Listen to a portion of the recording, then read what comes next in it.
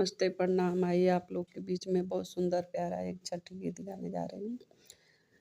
ठुमुकत अइली छठी मैया, रुनु झुनु पायल बाजे पाँव, रुनु झुनु पायल बाजे पाँव। ठुमुकत अइली छठी मैया, रुनु झुनु पायल बाजे पाँव।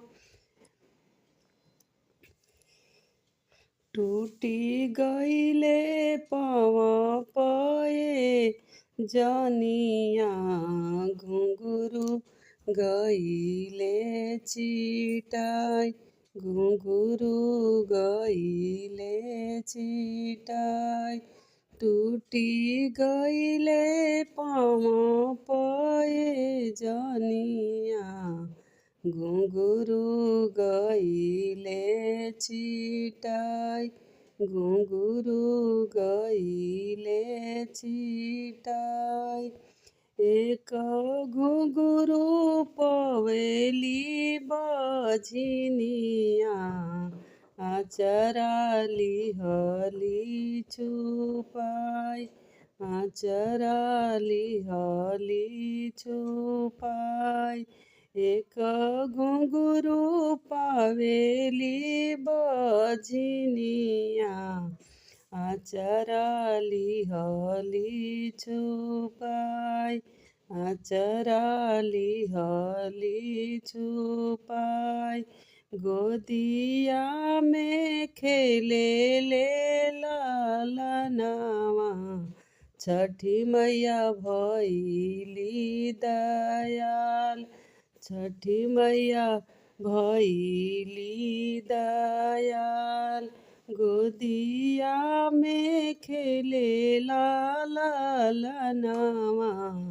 छठी मैया भइली दयाल, छठी मैया भइली दयाल।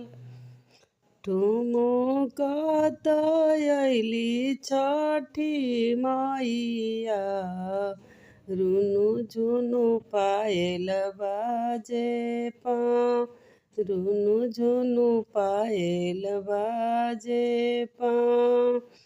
ठुमुकत अइली छठी मैया, रुनु झुनु पायल बाजे पाँव, रुनु झुनु पायल बाजे पाँव।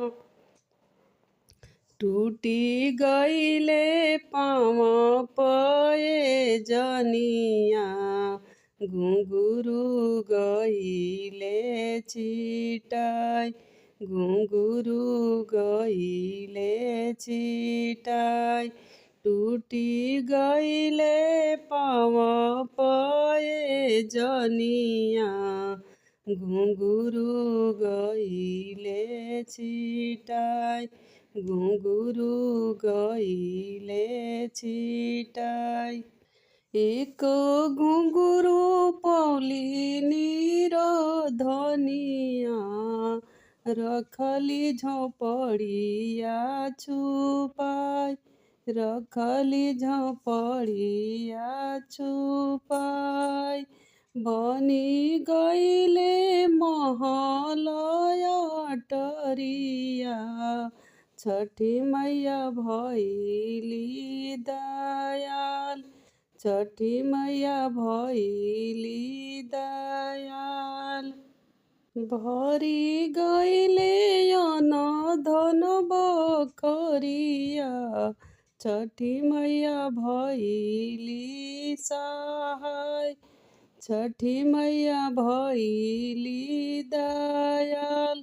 भरी गईले अन्न धन बखरिया, छठी मैया भइली दयाल, छठी मैया कइली सहाय। ठुमुकत अइली छठी मैया, रुनु झुनु पायल बाजे पाँव, रुनु झुनु पायल बाजे पाँव। ठुमुकत अइली छठी मैया, रुनु झुनु पायल बाजे पाँव, रुनु झुनु पायल बाजे पाँव। टूटी गइले पावा पाए जनिया, घुंघरू गइले छिटाई, घुंघरू गइले छिटाई।